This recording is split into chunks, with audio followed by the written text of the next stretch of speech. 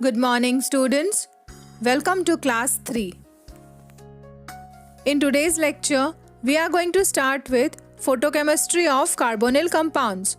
But before starting with photochemistry of carbonyl compounds, we need to discuss two important transitions which takes place in photochemistry of carbonyl compounds. That is N to pi star transition and pi to pi star transitions. So let's get started. So students, we know that according to molecular orbital theory, every molecule possesses low energy bonding molecular orbitals, non-bonding molecular orbitals and anti-bonding high energy molecular orbitals. When molecule is excited by absorption of radiation, that is ultraviolet or visible light, its valence electrons are promoted from a bonding orbital to an anti-bonding molecular orbital. So, over here, we are going to focus on N to pi star transition and pi to pi star transition. First is N to pi star transition.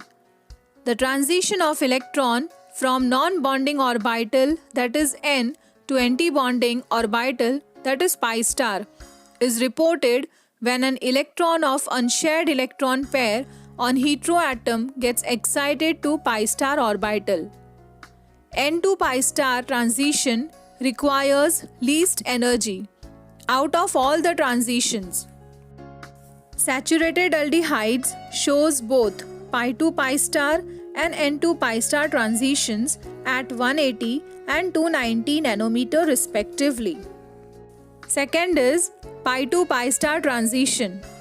The transition from pi, that is bonding orbital, to pi star, that is anti-bonding orbital, occurs on the unsaturated centers of molecule.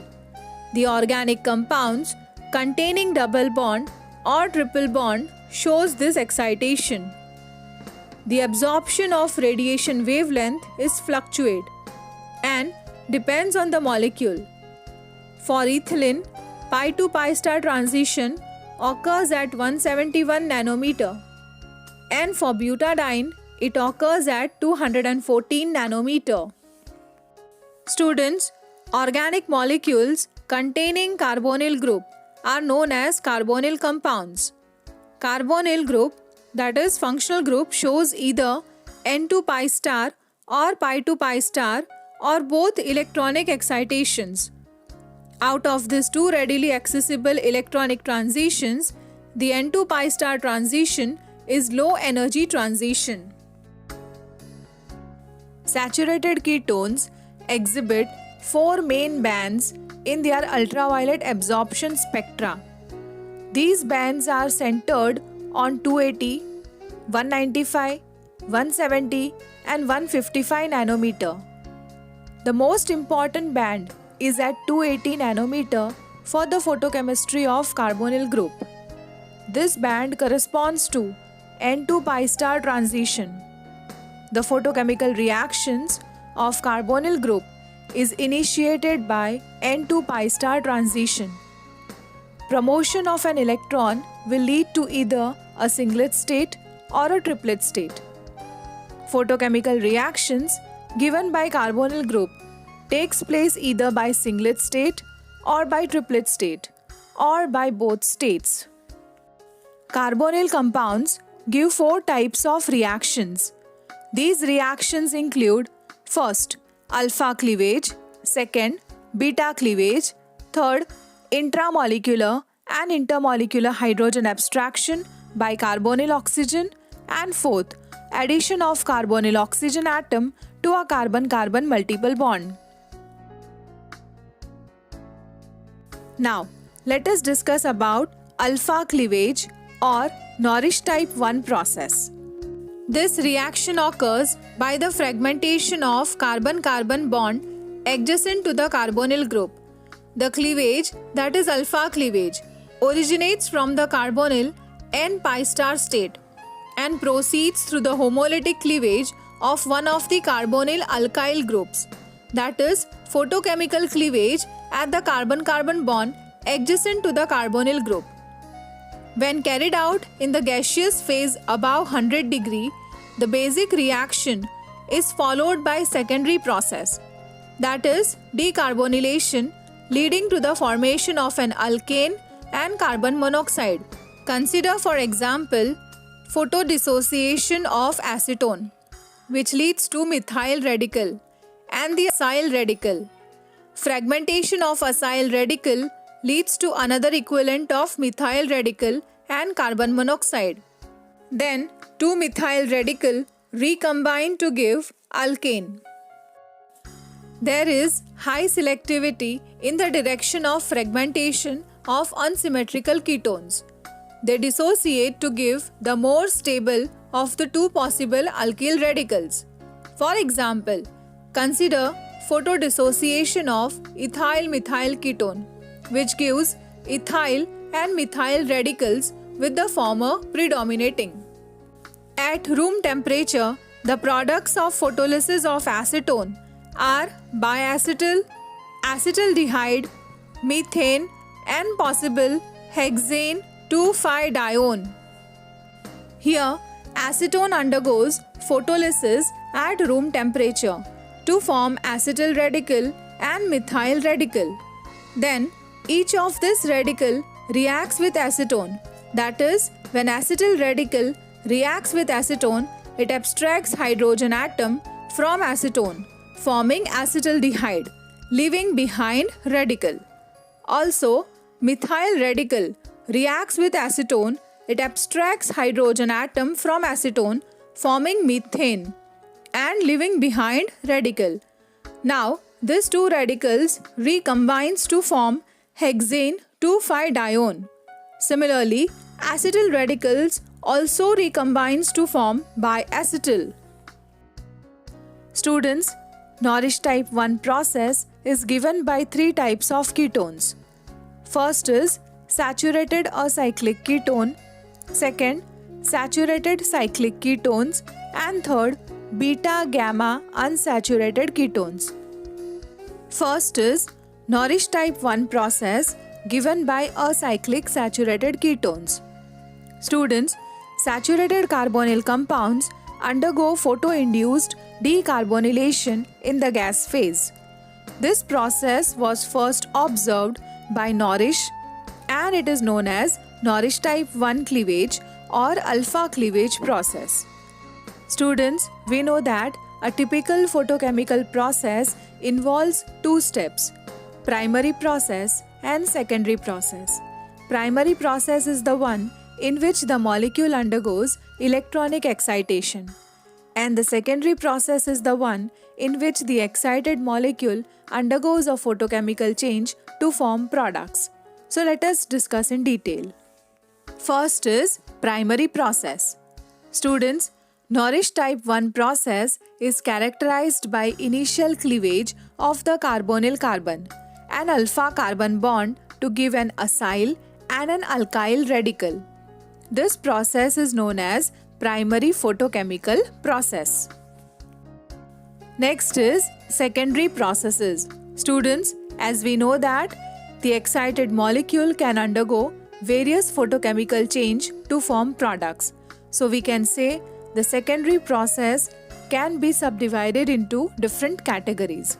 So we will discuss the first category where the acyl radical undergoes decarbonylation so that it can get the formation of carbon monoxide and an alkyl radical. The alkyl radical can further recombine to give an alkane, or it can also undergo intermolecular hydrogen abstraction to form alkane and alkene. This is the first method.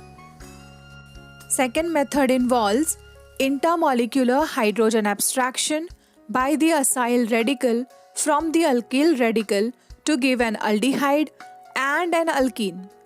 Students, this process can only be possible if alkyl radical has at least one beta hydrogen. Next category is intermolecular hydrogen abstraction by the alkyl radical from the alpha carbon of acyl radical to form a ketene and an alkane. So remember students, the main secondary reaction of saturated acyclic ketone is decarbonylation. Norrish type 1 process is thus a two-step radical mechanism. The first step is a primary process and the second step is the secondary process. Formation of acyl and alkyl radicals can be proved by trapping of these radicals by the use of suitable trapping agents. 2266 tetramethyl piperidine 1-oxyl radical was used for the trapping, and the radical fragments produced by the fission of 1,3-diphenylacetone were trapped as an ester and an ether.